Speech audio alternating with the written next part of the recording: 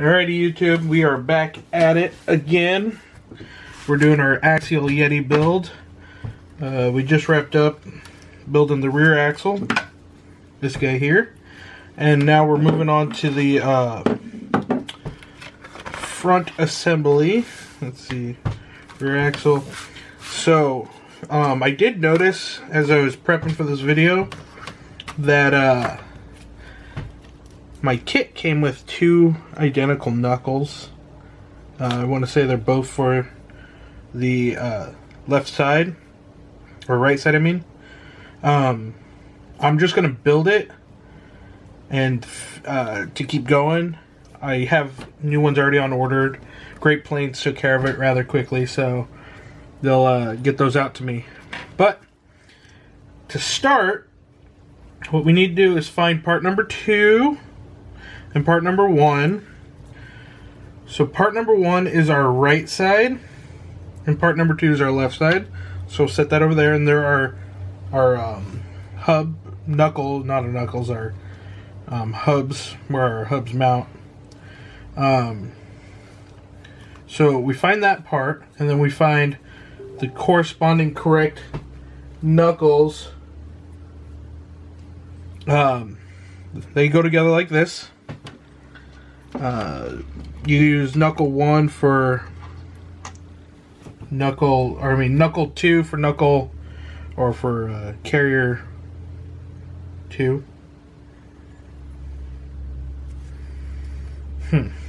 That's 1. I should probably grab 2. Excuse me. So it goes together like that, and then you get these pins, and they just drop in on the top and the bottom. And then once your pin is in, there's a grub screw that goes in the front here, and it just goes in until it bottoms out. You gotta be careful when doing this so you don't strip the plastic out, but you just go until it basically won't go any further. And what that does is it actually locks that pin, that top pin in. Let me put this in, I'll show you. So it locks this pin in. Let's see. There's a little groove right in this pin, and that's where our grub screw's hitting, and it's to keep the pin locked in. Our next step would be to insert bearings. What I do is I put my big bearing, my inside bearing, on my my half shaft first, or my dog bone, and then I put the outside in, and I bring the inside. I use the drive shaft to put the inside in, and use the outside to just help align it so it goes in straight. So once we got that done, we're going to go ahead and build our second one. Same way.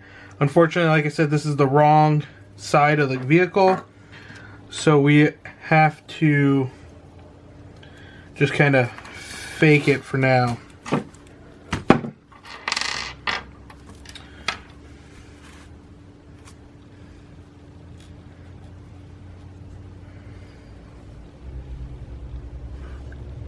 So, grub screw in. And the reason I'm building is just so I don't lose parts.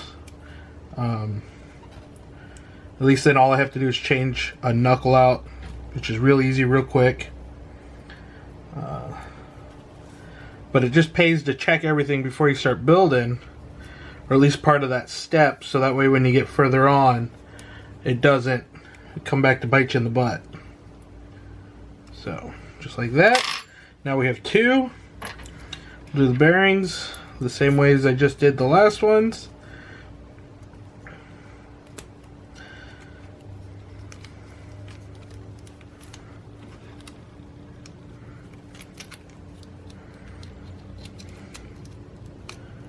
Like so, and just push it in, pull it out. We don't want to leave those in right now, because they're just going to flop around and get in our way. Alrighty, so our next step, step 11, is putting the knuckle setup we just built on the car, or the hub, or I mean the control arm. And that's pretty simple. That just goes through the hole like that. And with the knuckle arm pointing away from the front two holes here, you just want to make sure you're doing that away, and it'll save you trouble of having to take everything apart to redo it. And that just gets a nylock. Oops, let's not roll away.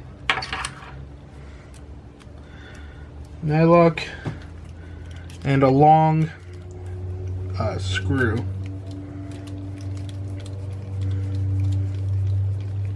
Like so. So that's one side. Do the other side. I like to put my screws through forward, with the head facing forward, so that there's nothing up front sticking out for anything to catch on, because you're more likely to catch something going forward than you are backwards, and you're more likely to bend something if you get caught.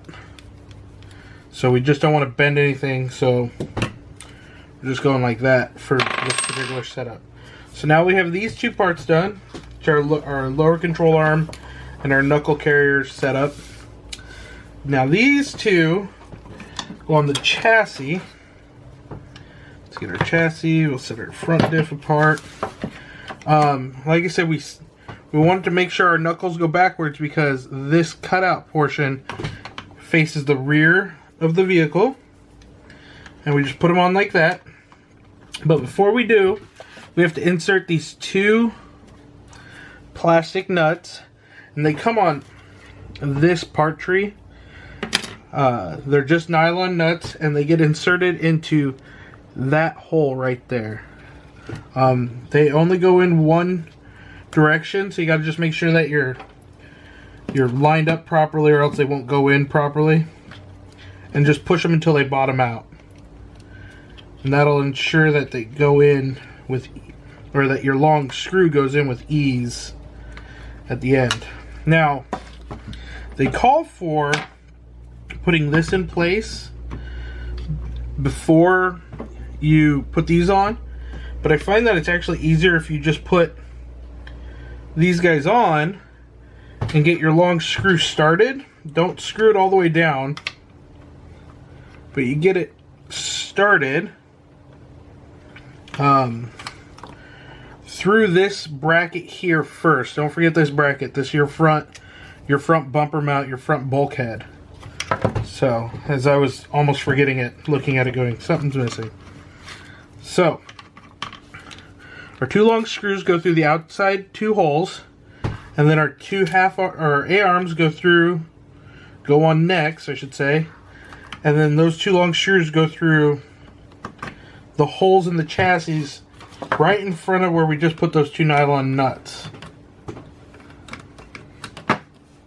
And just give it a little push as you're tightening it down, and that'll help start that screw.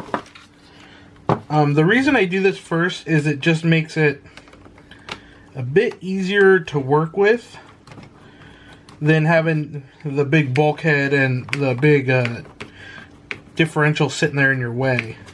So just go ahead and get it started. Now, we put our differential, and that just drops in like so. And that's going to get two screws.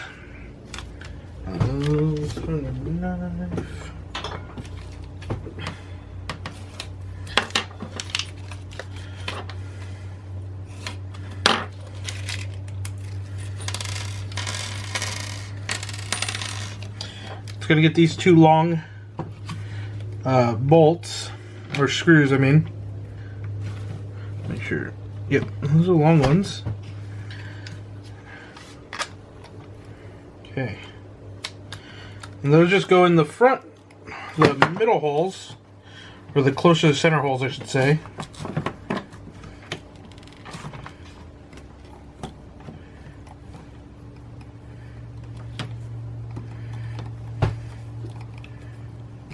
And because we're going into plastic, it's going to be kind of hard to get started.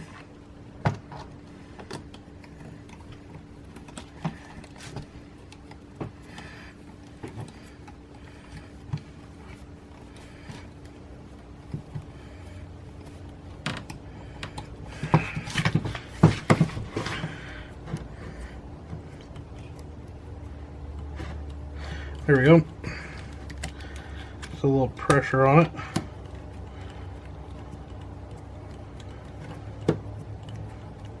There we go. Alright, and now once you've got those screws in, go ahead and run everything down.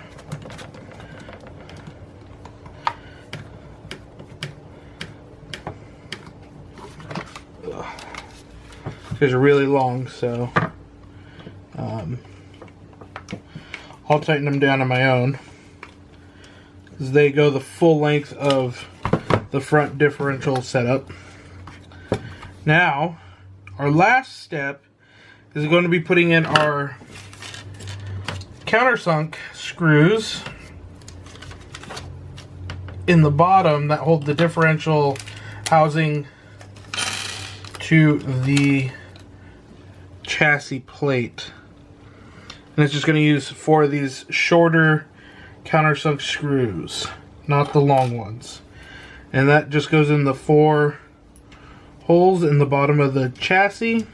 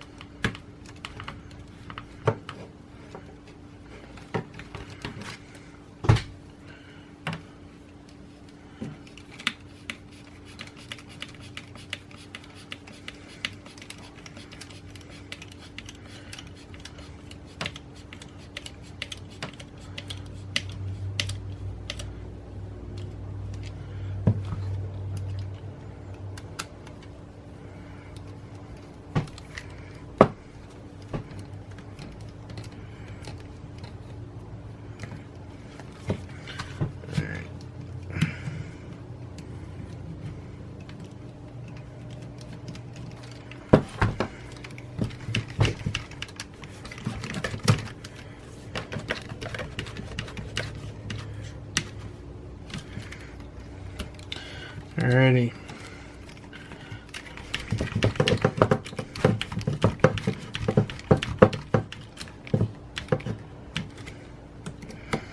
Just like that.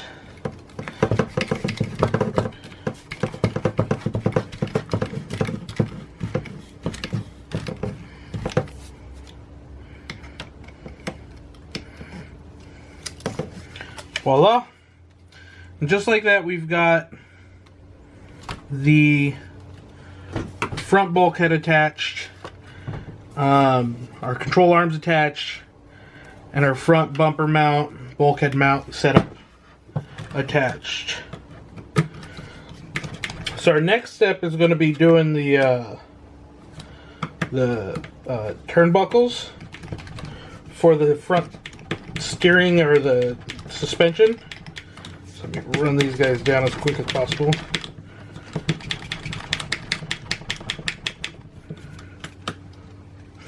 So, alrighty, so to do this, I found a handy tool.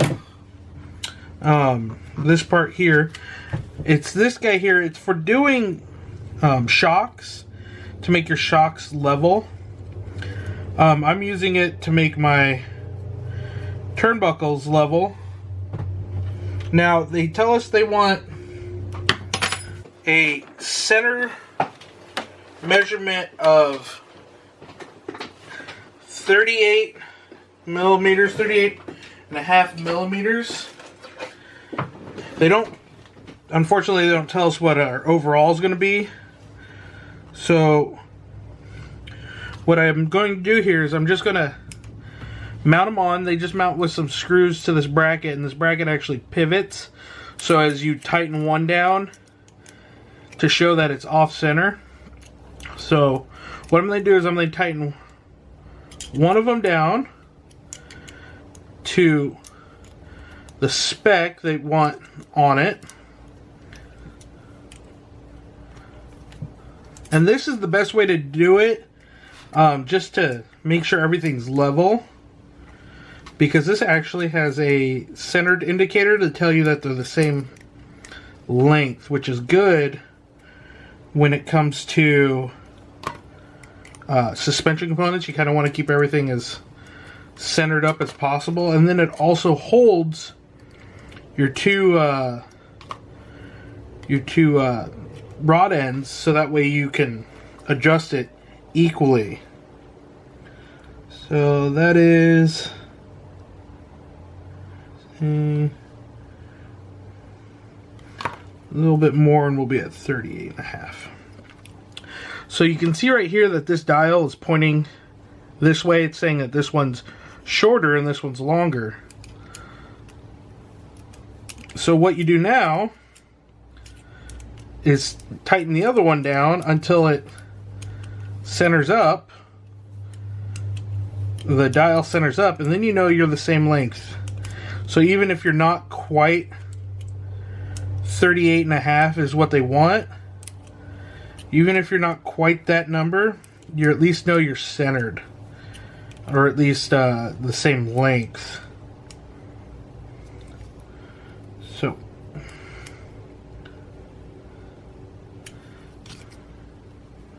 alrighty, we're level. Our pointer is pointing at the center line right there. So those are good. We'll just undo the screws. Now you don't have to have this tool. It's just a tool I found that really makes it easier to do. It comes with a bunch of different connector ends on it, so that way you can pick the proper insert for your ball mounts, because it actually gives you inserts for your mount, your rod ends. So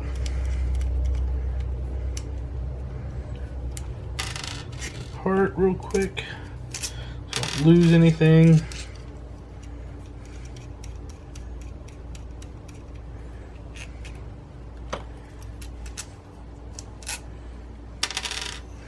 Alright, set that aside. Pop out our ball links adapters that they give.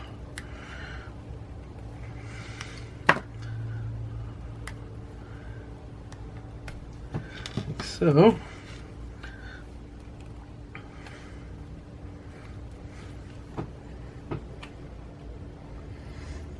Alrighty, so now we have two equally length shafts, which is awesome. It'll help your suspension stay proper. Alrighty guys, so now that we've got our drag links, or whatever you want to call them, done correct length, we're going to go ahead and stick them on the truck.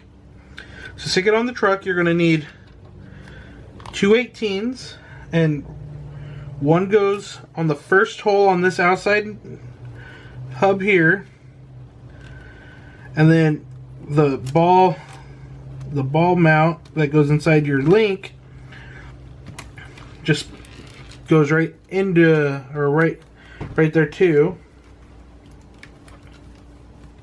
We'll get this screwed down.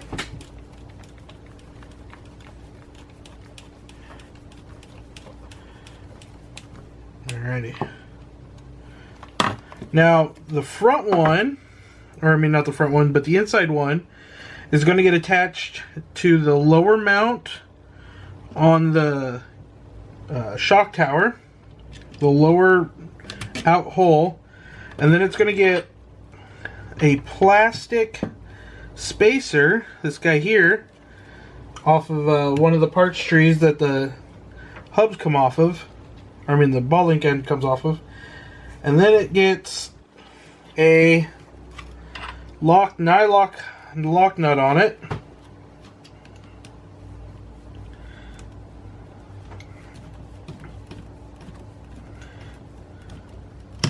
Alrighty. So you're going to end up with something that looks like that. Make sure you put your dog bone in when you do it, or your CV. Alrighty, so we'll do the other side. And again, we know that this hub's the bad one, so we'll just make sure that when we get our right part, we'll swap it out. So on the outside hole here,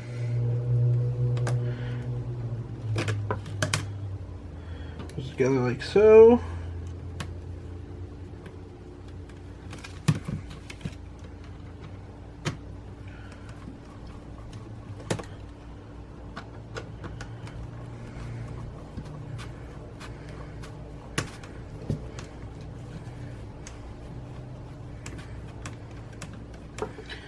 Alright, and then there it is. Through the lower hole, through your ball link, which is in wrong. When you're doing your ball links, you just want to make sure you're always putting the big flat end against the plastic. It'll make everything mount better. And then a spacer, and then nylock. So spacer, nylock, and then we'll tighten it up.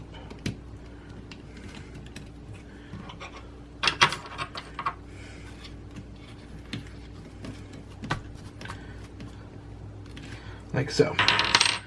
There we go. Now, I did not put my CVD in. I know I didn't put my CVD in. It's the bad side. It's just to help me remember when I go to do it. So we've built this. We'll set this aside. And we'll get the parts organized to build step 14, which is our turn, 14 and 15, which is our steering setup. So give me 1 second. We'll get those parts and we'll get squared away. 1 second, guys. Alright, guys, we're back. So we're starting step 14. Step 14 is going to be doing our servo saver and our connecting linkage through the car, or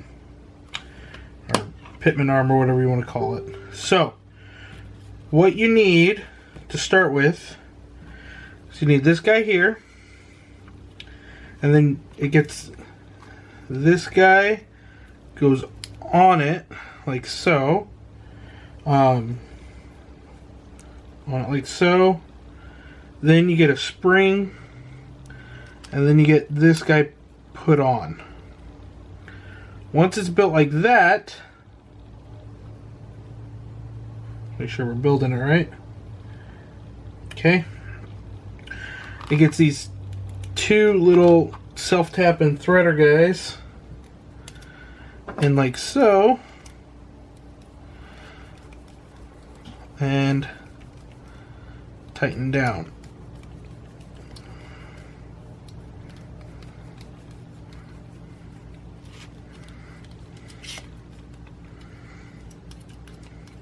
Now the kit comes with an upgraded part, which is really cool. Normally the part you're getting for this particular setup is plastic. It's right here, it's plastic. Wait, this one's a plastic one. So it's plastic, it's flexible, it bends. But the upgrade one comes with metal, or the kit comes with metal links, or metal bits, whatever you want to call them, steering posts. So the second part you need is just your other free floating post, which looks like that. And then they both go on to this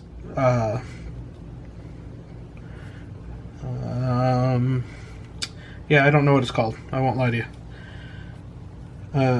But they go in like this. You want to make sure you check an orientation. Your screws go in through the bottom, so make sure you check that, or else it won't go into the car properly. And those just get a simple countersunk screw, like so. Get the right driver on.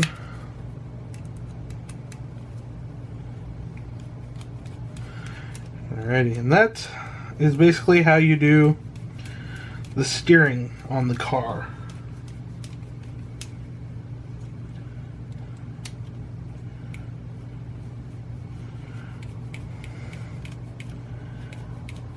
Tighten it down. What we'll do is we'll mount this up and then we'll wrap up for this video. We're getting kind of long. So, you don't want to go too tight because these guys need to move inside this link easily because this is how your steering's done. So when your posts are in, they're going to turn like this and it's going to cause your steering. So you just want to make sure they're nice and loose. Let's see if I can. So steering's going to work like that. So we'll flip this page, and actually I think we'll call it right there, just because the rest of it's got to be done before we put it in the car. So thanks for watching, guys. Like, comment, subscribe. Join me for our next video here shortly. SpeedMax signing off.